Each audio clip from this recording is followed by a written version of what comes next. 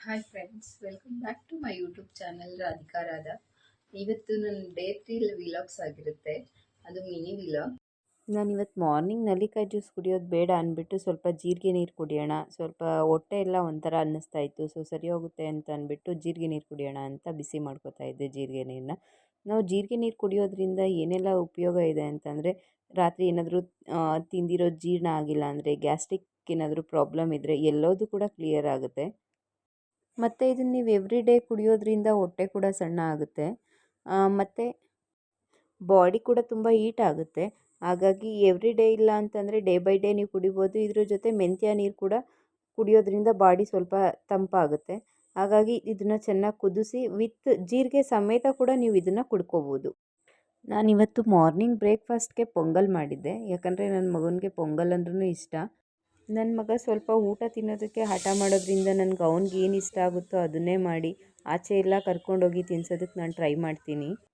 ಅವನು ಸ್ವಲ್ಪ ಸಾಫ್ಟಾಗಿರೋದಾದರೆ ಸ್ವಲ್ಪ ತಿನ್ನೋದಕ್ಕೆ ಇಷ್ಟಪಡ್ತಾನೆ. ಸ್ವಲ್ಪ ಹಾರ್ಡ್ ಏನಾದರೂ ಇತ್ತು, ಚಪಾತಿ ಆ ಥರದ್ದೆಲ್ಲ ತಿನ್ನೋದೇ ಇಲ್ಲ, ತುಂಬ ಹಠ ಮಾಡ್ತಾನೆ ತಿನ್ನೋದಕ್ಕೆ. ಇವತ್ತು ಅವರಪ್ಪ ಸ್ಕೂಲಿಗೆ ಬಿಡೋದಕ್ಕೆ ಹೋಗಿದ್ದಾರೆ. ಇವತ್ತೇನಕ್ಕೋ ಗೊತ್ತಿಲ್ಲ ಹಠ ಮಾಡ್ತಾ ಇದ್ದ, ನಾನು ಹೋಗಲ್ಲ ಸ್ಕೂಲ್ಗೆ, ಇವತ್ತು ರಜಾ ಅಂತ ಹೇಳ್ಬಿಟ್ಟು ಹಾಗೆ ಕರ್ಕೊಂಡೋಗಿ ಬಿಟ್ಟಿದ್ದಾರೆ.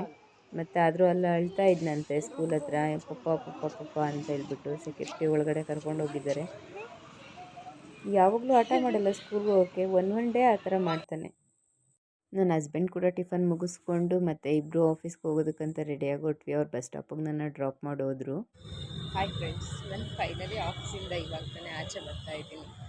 ಆಲ್ಮೋಸ್ಟ್ ಇದೇ ಟೈಮ್ ಆಗುತ್ತೆ ನಾನು ಬರೋದಕ್ಕೆ, 7:30 ಆಲ್ಮೋಸ್ಟ್ ಆಗೋಗ್ಬಿಡುತ್ತೆ. ಮನೆಗೆ ಹೋಗೋಷ್ಟಂತೂ 8 ಆಗುತ್ತೆ.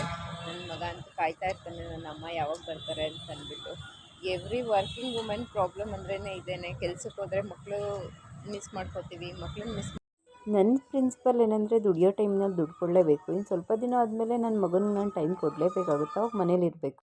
ಇವತ್ತು ನನ್ನ ಹಸ್ಬೆಂಡ್ ಬೇಗ ಆಫೀಸಿಂದ ಬಂದಿರೋದ್ರಿಂದ ನನ್ನ ಮಗ ಅರ್ಧ ದಾರಿವರೆಗೂ ಕರ್ಕೊಂಡು ಬಂದಿದ್ದ. ಪಪ್ಪ ಬಾ ಅಮ್ಮನ ಕರ್ಕೊಂಡು ಬರೋಣ ಅಂತ ಹೇಳ್ಬಿಟ್ಟು ಇಬ್ಬರು ಕೂಡ ಅರ್ಧ ದಾರಿನಲ್ಲೇ ನನಗೆ ಸಿಕ್ಕಿದ್ರು ಮನೆಗೆ ಬರಬೇಕಾದ್ರೇ. ಇವತ್ತು ಸಂಜೆ ಮನೆಗೆ ಹೋಗ್ಬಿಟ್ಟು ನಾನು ಮುದ್ದೆ ಮತ್ತು ಮೀನು ಸಾಂಬಾರು ಮತ್ತು ರೈಸ್ ಮಾಡಿದ್ದೆ. ನೈಟ್ ನಮ್ಮ ಅಪ್ಪ ಬಂದಿದ್ದರು ಮನೆಗೆ, ಹಾಗಾಗಿ ಮೀನು ತೊಗೊಂಡು ಬಂದಿದ್ವಿ. ಮೀನು ಸಾಂಬಾರು ರೈಸು ಮಾಡಿದೆ. ಇಲ್ಲಾಂದರೆ ಆಲ್ಮೋಸ್ಟ್ ನಮ್ಮ ಅತ್ತೆನೇ ಮಾಡ್ಕೋತಾರೆ ನೈಟ್ ಟೈಮು.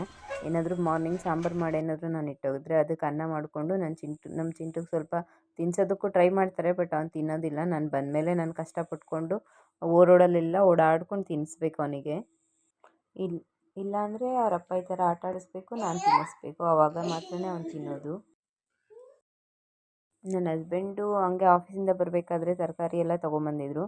ನಾವು ಒಂದು ವಾರಕ್ಕೆ ಒಂದು ಸಲ ಎಷ್ಟು ತರಕಾರಿ ಬೇಕೋ ಅಷ್ಟು ಸಲ ಒಂದೇ ಸಲ ತಂದು ಇಟ್ಕೊಳ್ಳೋದ್ರಿಂದ ನಾನು ಎಲ್ಲದನ್ನು ನೀಟಾಗಿ ಆಯ್ದು ಕ್ಲೀನ್ ಮಾಡಿಕೊಂಡು ಒಂದು ಸಲ ಫ್ರಿಡ್ಜ್ನಲ್ಲೇ ಅರೇಂಜ್ ಮಾಡ್ಕೊಂಡ್ಬಿಡ್ತೀನಿ. ಮಾರ್ನಿಂಗ್ ಎದ್ದು ಎಲ್ಲದನ್ನು ಕ್ಲೀನ್ ಮಾಡಿಕೊಂಡು ಇಡೋಕ್ಕಾಗಲ್ಲ, ಮಾಡೋದಕ್ಕಾಗಲ್ಲ ಅಂದ್ಬಿಟ್ಟು ತೊಗೊಂಬಂದಿರೋದು ಪ್ರತಿಯೊಂದನ್ನು ನೀಟಾಗೆ ತೊಳೆದ್ಬಿಟ್ಟು ಒರೆಸ್ಬಿಟ್ಟು ನೀಟಾಗಿ ಫ್ರಿಡ್ಜಲ್ಲಿ ಇಟ್ಕೊಂಡು ಬಿಡ್ತೀವಿ ನಾವು ಒಂದೇ ಸಲ.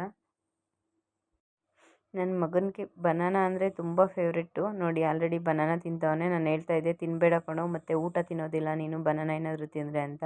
ಕೊಡೋವರೆಗೂ ಬಿಟ್ಟಿಲ್ಲ ಮತ್ತು ತಿನ್ಸೋವರೆಗೂ ಬಿಟ್ಟಿಲ್ಲ. ಅವನು ಬನಾನಾ ಪಪ್ಪಾಯ ಅಂದರೆ ತುಂಬ ಫೇವ್ರೆಟ್ಟು. ಕೊಟ್ಟಿಲ್ಲ ಅಂತ ಕೋಪ ಮಾಡ್ಕೊಂಡು ಆಚೆನೇ ಹೋಗ್ಬಿಟ್ಟ ಅವನು.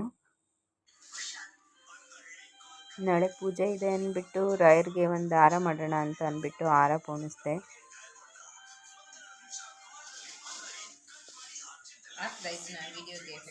ಅದಾದಮೇಲೆ ಊಟ ತಿಂದ್ಬಿಟ್ಟು ಒಂದು ಗ್ಲಾಸ್ ಬಿಸಿನೀರು ಕುಡಿದೆ. ಇದಾಗಿತ್ತು ನಂದು ಇವತ್ತಿನ day routine. Thought of the day: ಬದುಕಿನಲ್ಲಿ ಏನೇ ಬಂದರೂ ನಗು ನಗುತ್ತಾ ಸ್ವೀಕರಿಸಿ, ಯಾಕೆಂದರೆ ಬದುಕು ಪರಿಹರಿಸಬಹುದಾದ ಸಮಸ್ಯೆಯಲ್ಲ, ಅದು ಅನುಭವಗಳನ್ನು ನೀಡುವ gift. Thank you for watching. Keep supporting.